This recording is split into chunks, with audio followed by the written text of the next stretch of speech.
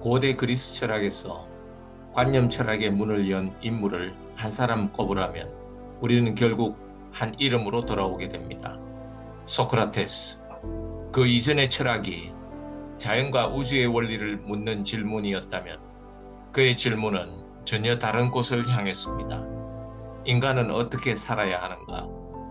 오늘 우리는 자연에서 인간의 내면으로 이동한 철학의 전환과 그 중심에 놓인 아레테, 즉 덕의 의미를 소크라테스를 통해 함께 따라가 보려 합니다. 소크라테스는 아테네 출신이었습니다. 그러나 그가 활동하는 시대는 그리스 문명이 가장 찬란했던 전성기가 아니라 그 빛이 서서히 기울기 시작한 황혼의 시기였습니다. 펠로폰네소스 전쟁에서 아테네는 스파르타에게 패배했고 도시는 점령군이 세운 30인의 과도 정치 아래 놓이게 됩니다. 이후 테베의 도움으로 민주정은 간신히 회복되었지만 그 민주정은 더 이상 과거의 민주정이 아니었습니다. 겉으로는 시민의 정치였지만 실상은 중우정치 그리고 폭민정치가 도시를 지배하던 시대였습니다. 보수적인 개인주의, 책임지지 않는 여론, 순간의 감정에 흔들리는 판단 속에서 아테네의 정치와 도덕은 빠르게 균열을 일으키고 있었습니다. 그리고 바로 이 혼란 속에서 소크라테스의 질문은 태어났습니다. 아테네가 혼란에 빠지자 도시로 몰려든 사람들이 있었습니다. 바로 소피스트들입니다. 그들은 진리를 절대적인 것으로 보지 않았고 상황에 맞는 말과 논리로 설득과 치세의 기술을 가르쳤습니다. 그 과정에서 초기 그리스 철학이 중요하게 여겼던 아르케, 곧 만물의 근원이라는 개념은 점점 흔들리기 시작했습니다. 이때 소크라테스에게 결정적인 문제를 던진 인물이 있습니다. 아낙사고라스. 그는 우주를 움직이는 원리로 정신, 즉 누스를 말했지만 그 정신의 본질에 대해서는 깊이 설명하지 않았습니다. 소크라테스는 여기서 멈추지 않았습니다. 정신이 그렇게 중요하다면 그 정신이 무엇인지부터 밝혀야 하지 않는가? 이 질문이 그를 자연을 설명하는 철학에서 정신의 본질을 묻는 관념 철학으로 이끌어간 출발점이었습니다. 하지만 소크라테스를 움직인 것은 단지 철학적 호기심만이 아니었습니다. 그는 어릴 때부터 자신 안에서 들려오는 다이몬, 일종의 신령한 목소리를 이야기해왔습니다.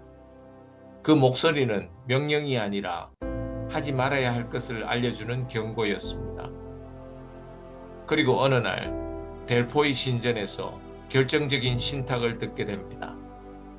소크라테스보다 현명한 자는 없다. 그러나 그는 이 말을 이해할 수 없었습니다.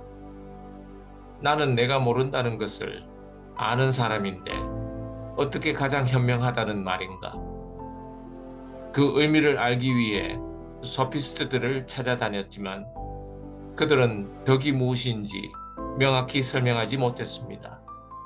그때 소크라테스는 확신합니다. 이들은 아는 체하지만 자신의 무지를 알지 못한다. 그리고 델포이의 또 다른 말, 너 자신을 알라를 떠올립니다. 진정한 지혜는 내가 무지하다는 사실을 아는 데서 시작된다.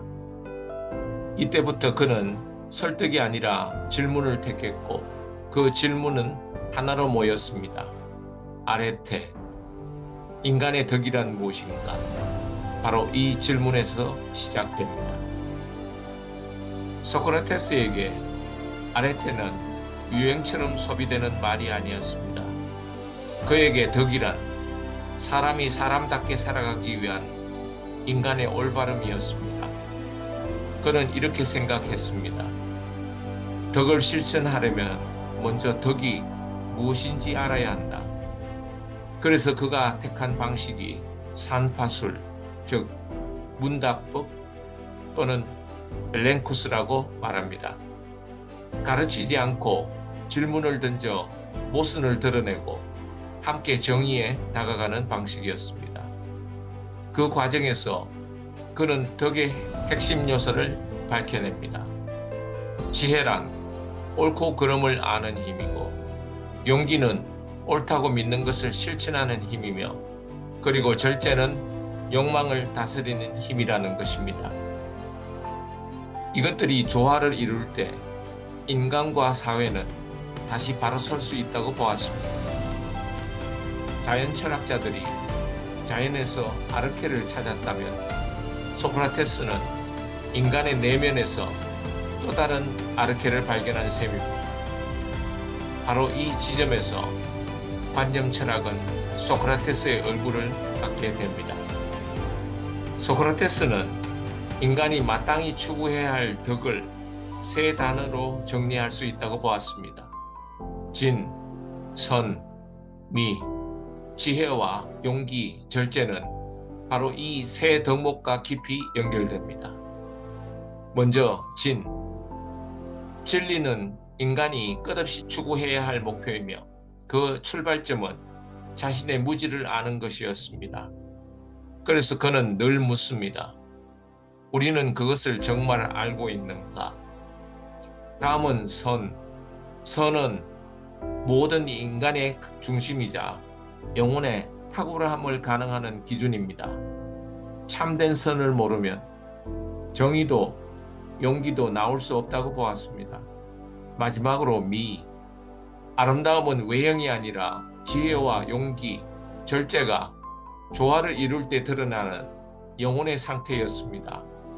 진을 알고 선을 추구하며 그 모든 덕이 균형을 이룰 때 인간의 삶은 비로소 아름다워진다고 소크라테스는 보았습니다. 하지만 소크라테스의 이런 생각들이 모든 아테네 사람들에게 이해된 것은 아니었습니다. 내면과 영혼, 덕을 말하는 그의 철학은 누군가에게는 허황되고 누군가에게는 불편한 질문으로 들렸습니다. 혼란한 전국 속에서 소피스트적 언변이 익숙한 정치가들은 그를 경계하기 시작했고, 마침내 그는 기소됩니다. 청년들을 타락시켰다. 도시의 신들을 믿지 않는다. 그 결과는 사형 선고였습니다. 도망칠 기회는 있었지만 소크라테스는 떠나지 않았습니다. 내가 평생 지켜온 덕과 정의를 마지막 순간에 부정할 수는 없다. 그는 담담히 독배를 들고 죽음을 받아들입니다. 소크라테스에게 죽음은 끝이 아니라 영혼이 육체에서 풀려나는 순간이었습니다. 그래서 그는 두려움 대신 평온으로 마지막을 맞이할 수 있었습니다. 평생 추구해온 지혜와 용기, 절제, 그리고 진, 선, 미를 이제는 더 온전히 마주하게 되리라는 확신 속에서 말입니다. 소크라테스의 죽음은 제자들에게 충격이자 각성이었습니다. 스승이 말하던 보이지 않는 영혼, 영원한 덕, 그리고 진선미, 그 모든 것에서 그들은 소크라테스의 말이 아니라 그의 삶과 죽음 전체에서 드러나는 것을 보았습니다. 그래서 제자들은 그의 사상을 지키고 이어가기 위해 각자의 길을 걷기 시작합니다.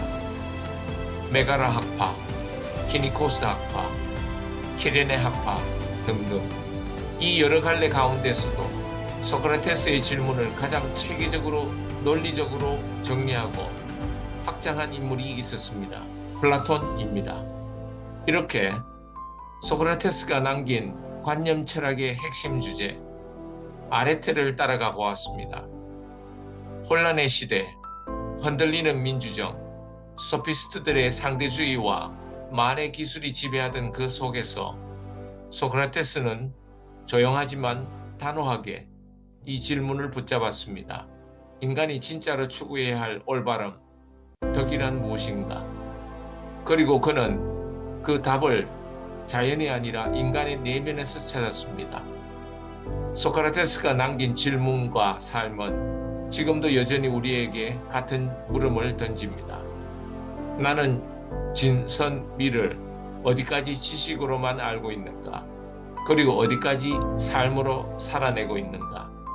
다음 시간에는 소크라테스의 사상을 이어받아 이데아와 선의 이데아를 통해 관념 철학을 한 단계 끌어올린 플라톤의 세계로 함께 들어가 보겠습니다. 부다케이였습니다.